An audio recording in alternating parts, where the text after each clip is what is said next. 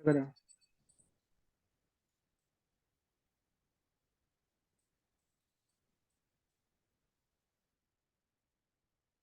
Guys, Guys, host. sok mulai. Assalamualaikum warahmatullahi wabarakatuh. Yang terhormat Ibu Ratnawati selaku dosen Sistem Informasi Manajemen serta teman-teman sekalian, kami akan mempresentasikan hasil tugas kami yang berjudul Football Score Digital. Sebelumnya perkenalkan, nama saya Abdul Malik dan ini rekan saya. Halo, nama saya Adang dari kelompok 2. Oke, kita mulai saja presentasinya.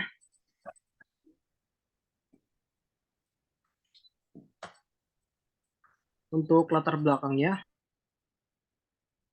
saat ini mengikuti kemajuan teknologi yang berkembang pada era modern saat ini.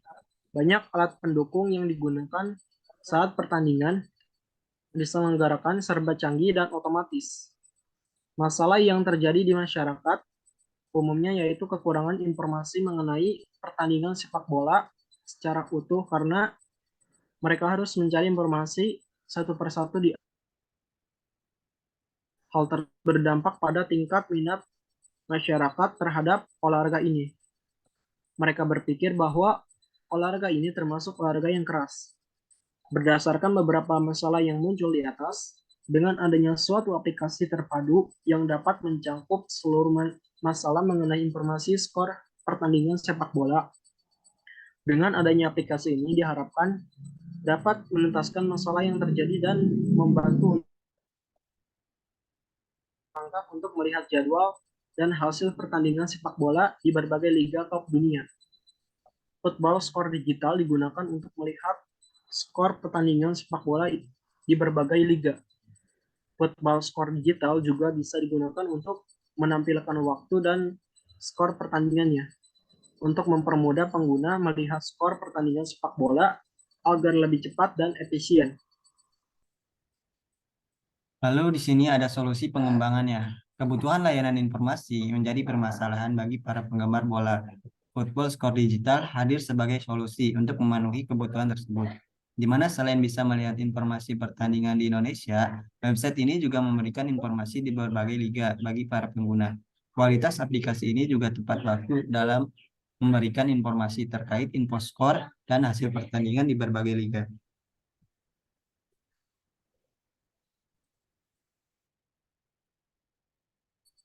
Di mana ada dua, yaitu bagi pengguna dan admin. Bagi pengguna, menyediakan layanan informasi terkait informasi dan skor pertandingan. Kemudian memberikan kemudahan akses bagi para penggemar agar dapat mengetahui informasi skor klub sepak bola favorit mereka kapan saja dan di mana saja melalui platform. Kemudian untuk bagi admin menghasilkan pendapatan yang lumayan, menyebarkan informasi positif bagi para fans atau penggemar sepak bola. Lalu materi di sini yaitu ada sitemap. Sitemap adalah sebuah file XML yang berisi daftar URL atau halaman web yang ada di sebuah website. Teknologi ini berguna untuk memberikan informasi kepada mesin pencari tentang struktur situs kita dan halaman-halaman yang ada di dalamnya. Tujuannya adalah untuk memudahkan search engine melakukan crawling dan indexing halaman-halaman tersebut dan menampilkan hasil pencarian yang lebih akurat. Selain itu, peta situs juga berguna untuk memudahkan audiens saat menjelajahi website yang kamu bangun. Nah, kemudian ada wireframe, di mana wireframe adalah gambaran awal kerangka atau coretan kasar untuk menyusun pada laman website di mana proses ini dilakukan sebelum proses desain sesungguhnya dimulai. Item-item yang bisa ditata contohnya adalah banner, header, content, footer, link, from input, dan lain-lain. Wireframe digunakan untuk memudahkan menjadi terarah dan memudahkan untuk revisi atau perbaikan. Wireframe dapat dianggap situs web yang berfungsi untuk menghubungkan struktur dengan desain final. Sifat wireframe yang masih bersifat sketsa juga memberikan kesempatan bagi desainer untuk meng, mengalterisikan desainnya. Lalu materi yang terakhir kita ada mockup. Mockup adalah sebuah rancangan ataupun model desain produk yang dibuat sebagai acuan sebelum direalisasikan. Dengan kata lain, mockup adalah visualisasi untuk memudahkan desainer dalam mengeksekusi produk jadi. Umumnya, mockup akan ditampilkan ketika proses presentasi sehingga orang lain bisa memperoleh gambaran produk. Berhubungan dengan hal tersebut, mockup merupakan kunci yang paling penting untuk menentukan apakah sebuah konsep desain bisa diterima atau tidak. Terlebih terlebih bila berhadapan dengan atasan di pekerjaan ataupun klien. Adanya mockup ini juga bisa memudahkan desainer ataupun pihak terkait dalam menerima saran.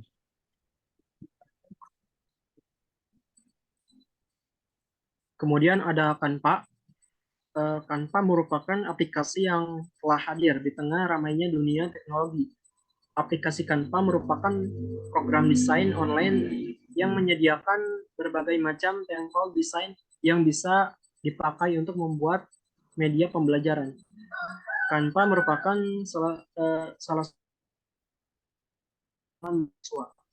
untuk dimanfaatkan dalam membuat media presentasi serta tugas harian. Terdapat berbagai fitur tempel yang menarik dapat digunakan untuk membuat media presentasi dan dapat dikembangkan untuk mendesain sekreatif mungkin. Lalu tools berikutnya kita menggunakan Balsamiq. Balsamiq adalah salah satu software yang digunakan dalam pembuatan desain atau prototyping dalam pembuatan tampilan user interface sebuah aplikasi. Dengan menggunakan Balsamiq, mockup kita dimudahkan dalam pembuatan user interface karena Balsamiq Mockup sudah menyediakan tools yang dapat memudahkan dalam membuat desain prototyping aplikasi yang akan kita buat. Software ini berfokus pada konten yang ingin digambar dan fungsionalitas yang dibutuhkan oleh pengguna.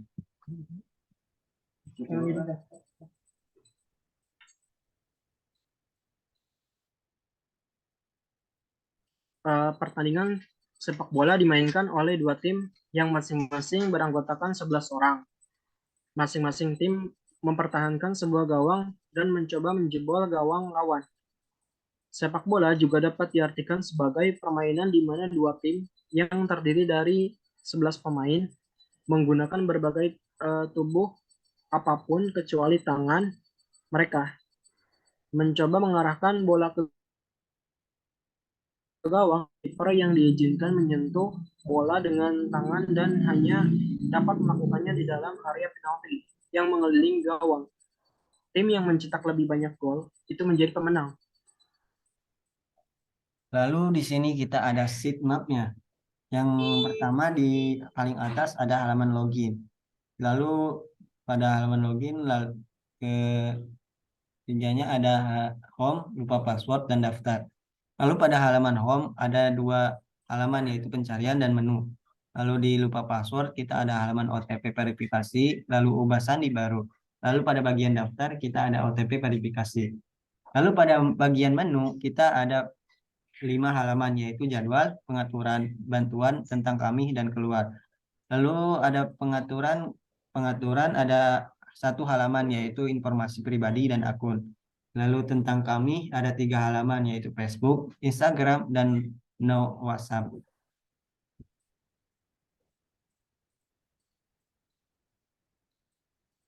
Nah, kemudian ini untuk tampilan wireframe-nya ada login, yaitu eh, di mana ada logo, kemudian ada email dan password. Kemudian untuk daftar ada username, email, password, dan ulangi password. Ini OTP-nya. Kemudian ada ubah sandi, ada menu, jadwal pertandingan, pengaturan, dan informasi pribadi dan akun. Nah, kemudian ini untuk tampilan kata sandi, bagian halaman kata sandi dan keamanan. Ada username, email, password. Kemudian ini untuk halaman notifikasinya. Nanti bisa di tekan saja tombolnya.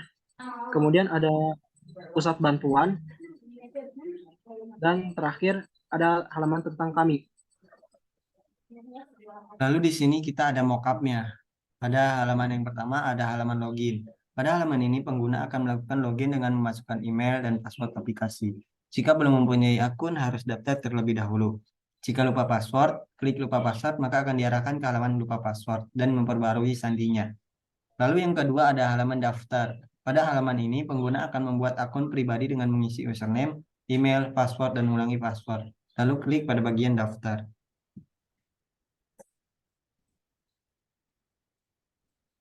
Kemudian ada halaman OTP. Pada halaman ini, user akan mendapatkan kode OTP verifikasi melalui dan memasukkan kode OTP yang sudah diterima melalui email dan memasukkan kodenya pada halaman ini. Lalu mengklik verifikasi. Halaman ubah sandi. Pada halaman ini, ketika user atau pengguna lupa passwordnya, user akan mendapatkan email dan link halaman ubah sandi baru. User memasukkan sandi baru dan mengulangi passwordnya. Lalu mengklik konfirmasi agar sandi.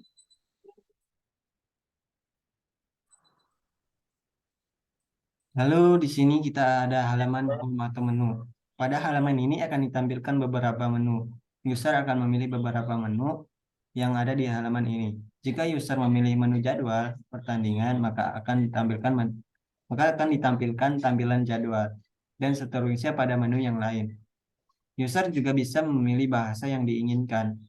Lalu di sini kita ada halaman jadwal. Pada halaman ini, user bisa memilih hari yang sudah ditentukan. Sebagai contoh, user bisa mengklik jadwal pada hari Senin, maka akan ditampilkan jadwal pertandingan yang ada di berbagai liga maupun kualifikasi dunia. Nah, kemudian untuk halaman pengaturan, pada halaman ini ketika mengklik informasi pribadi dan akun, maka akan ditampilkan bagian halaman akun. Ketika kata sandi dan keamanan, akan ditampilkan bagian halaman kata sandi dan keamanan. Kemudian jika mengklik pengaturan notifikasi, akan ditampilkan bagian pengaturan notifikasi. Halaman kata sandi dan keamanan. Pada halaman ini, user bisa mengubah username, email, password, ganti password, dan nomor HP. Pada halaman ini juga, user tidak akan merasa khawatir akan kebocoran data karena pada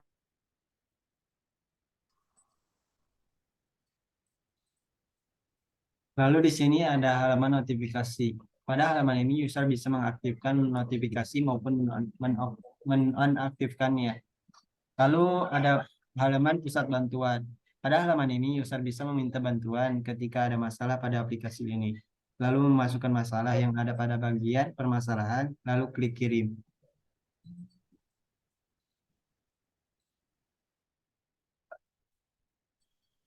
pada halaman ini kalian akan menemukan akun sosial media kami. Ada 3 sosial media kami, yaitu Facebook, Instagram, dan WhatsApp.